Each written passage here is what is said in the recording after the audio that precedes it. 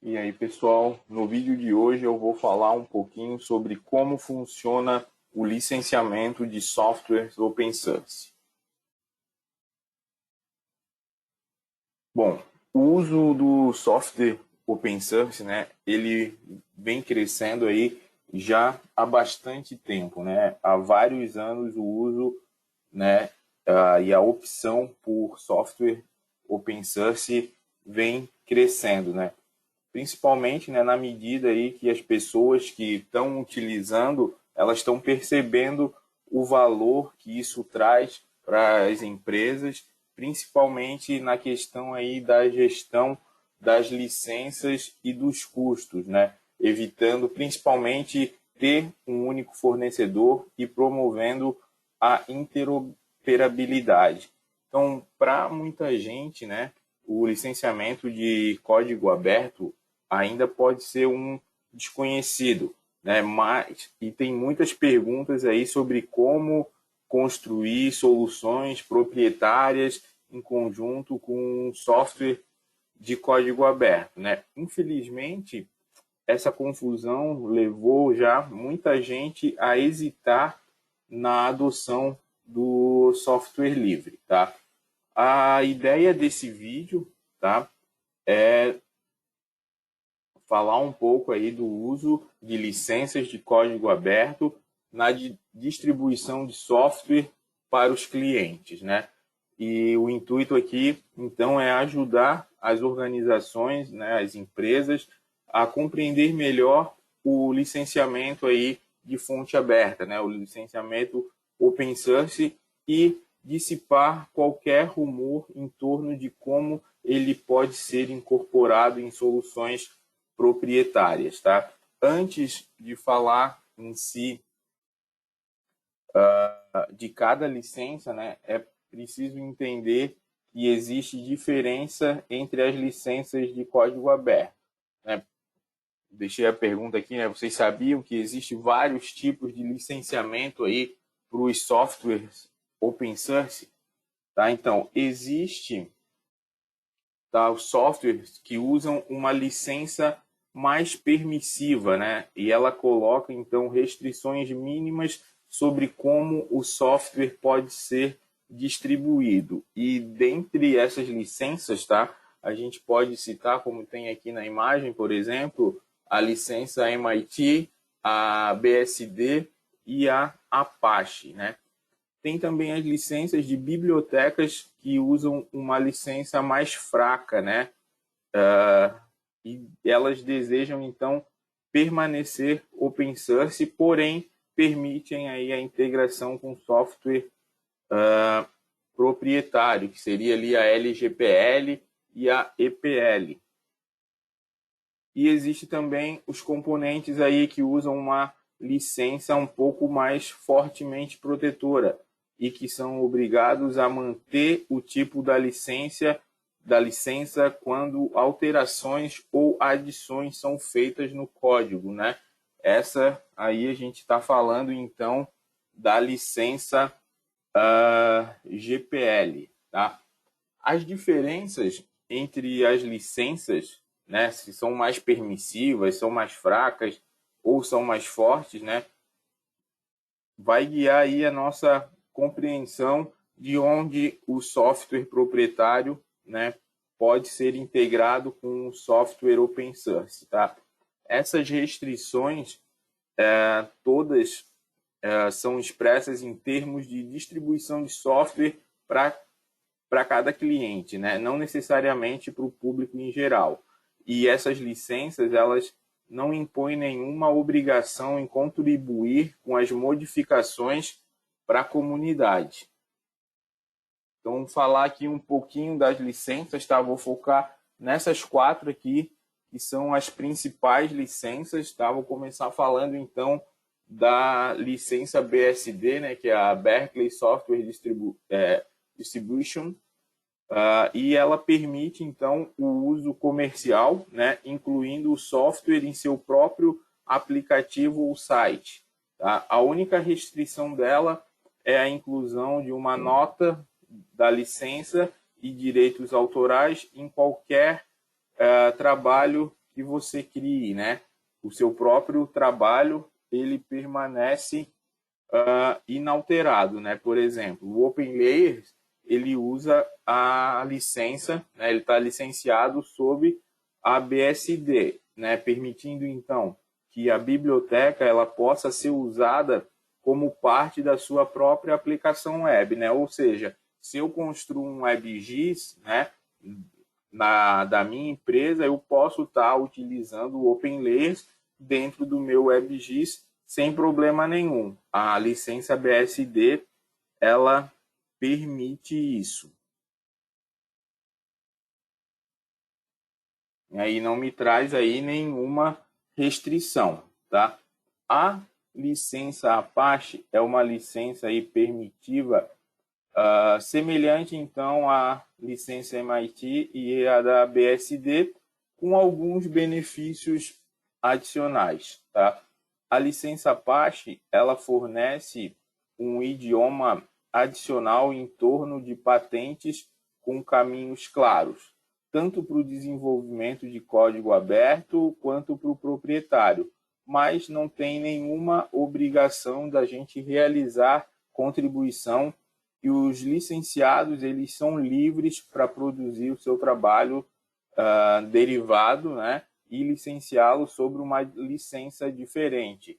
Ou seja, se eu estiver usando algo do ar que esteja licenciado sobre a licença Apache, eu posso utilizar e licenciar sobre outra licença, não tem problema algum. A LGPL, tá, é uma outra licença que foi criada com a finalidade de permitir, então, que as bibliotecas de código aberto sejam licenciadas e permitir também, ao mesmo tempo, a integração com um software proprietário. A LGPL, ela permite que as alterações realizadas na biblioteca elas sejam fornecidas para o cliente, mas ela não impõe nenhuma restrição sobre o uso de tecnologia proprietária, tornando-a, né, um pouco mais liberal do que a GPL. Tá? E como então que a GPL ela funciona? Tá? Ela estabelece que qualquer modificação feita no aplicativo original e suas extensões ela deve ser fornecida para o cliente. Ou seja, se o OpenLayer fosse GPL e eu fizesse alguma alteração nele, eu tinha que disponibilizar essas alterações, tá? Isso permite, tá, que a obra licenciada originalmente ela seja distribuída ou vendida pelo seu cliente. Assim, qualquer pessoa pode adquirir e reembalar um software licenciado sob GPL, né? Comercializar e vender sem qualquer trabalho adicional. Essa licença, né, ela se concentra então em resguardar os clientes, garantindo que os administradores de sistema, por exemplo, que executam o software, têm acesso total ao código do software que eles são responsáveis, né? Por exemplo, o desenvolvimento de um novo formato de saída para o GeoServer deve ser distribuído sob uma licença GPL. Tá? Isso significa que o executável compilado e o código-fonte teria que estar acessível mediante a solicitação ao comprador do software. Tá? O comprador do software, por exemplo, pode ser definido como seu cliente ou o administrador do sistema, mas não necessariamente, então, o público em geral. Assim, agora a gente pode dizer o seguinte, ó, obrigado, toda essa informação é útil, mas o que isso significa para uma empresa que quer construir soluções de código aberto, tá? Talvez a melhor maneira de abordar essa questão é responder algumas perguntas mais frequentes, como, por exemplo, a minha empresa ela gostaria de realizar alterações no código do core do GeoServer. Eu sou obrigado a compartilhar essas alterações com a comunidade? Não, você não é obrigado a compartilhar essas alterações. Tá? A licença GPL ela estabelece que qualquer modificação feita no código principal do aplicativo deve ser fornecida para quem necessitar implementar o aplicativo. Então, você é obrigado a compartilhar essas alterações com o seu cliente mediante a solicitação, mas não necessariamente para o público em geral. Tá? Então, se você fez alguma alteração, né, e, por exemplo, criou um WebGIS para um determinado cliente, para esse cliente tinha uma funcionalidade que teve que criar um plugin no GeoServer. Não precisa disponibilizar o plugin para o público em geral, mas se o teu cliente solicitar, tu tem que disponibilizar para ele, tá? Uma outra pergunta aqui, a minha empresa gostaria de criar um plugin para o GeoServer, mas não vai realizar qualquer alteração no código-fonte. Sou obrigado a compartilhar o plugin?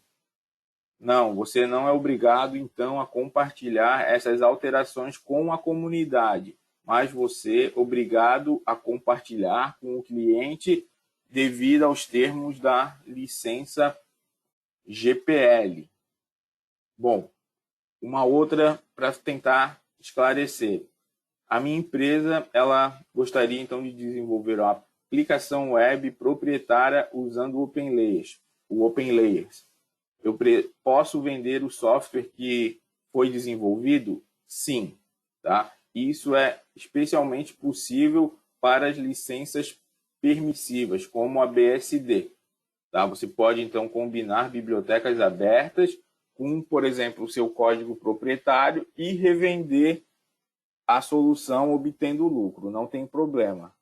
Está dentro das diretrizes do licenciamento aí da forma mais permissiva. Bom, a última aí então. A minha organização, né, a minha empresa criou um plugin do QGIS sob encomenda para um cliente, tá? O cliente então determina que o software desenvolvido dentro da sua rede não pode ser compartilhado com o público geral na internet. Eu tenho a obrigação de compartilhar esse plugin com o público, né? Não. Você também não é obrigado a compartilhar o plugin personalizado ou código-fonte com o público. No entanto, né, a GPL diz que você tem que compartilhar o código-fonte com seu cliente caso ele venha solicitar. Porém, dado o fato que eles estão pedindo, né, um plugin personalizado, né, compartilhar o código-fonte com eles não vai ser um problema. Tá? Então, pessoal, essas são as principais questões aí, esses são os principais tipos de licenciamento open source. Espero que tenha conseguido esclarecer um pouco para vocês. Quero aproveitar também para quem não conhece, né? Quero convidar aí para conhecer a GeoCursos.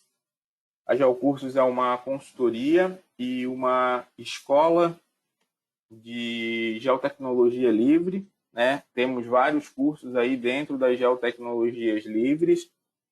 Convido então você que tem interesse em aprender um pouco mais de PostGIS, de GeoServer, de OpenLayers, de Python, né? Voltado para GIS, geoestatística, que você entre no nosso site ou nas nossas redes sociais, saiba para ter mais informações, qualquer dúvida, pode entrar em contato com a gente, tanto pelo site como pelas redes sociais, que a gente vai ter o maior prazer de dar mais informações e conversar com vocês. Agradeço quem ficou até o final do vídeo e até o próximo.